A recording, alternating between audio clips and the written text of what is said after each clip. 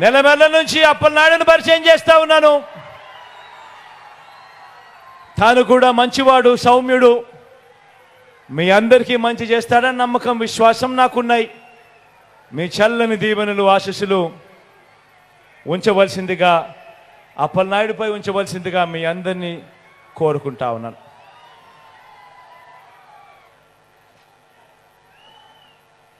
రాజం నుంచి రాజేష్ని పరిచయం చేస్తా ఉన్నాను. తాను డాక్టర్, యువకుడు, ఉత్సాహవంతుడు, మంచి చేయడానికి ముందుకొచ్చాడు. మీ చల్లని దీవెనలు, ఆశీస్సులు డాక్టర్ రాజేష్పై ఉంచవలసిందిగా సవినయంగా ప్రార్థిస్తా ఉన్నాను.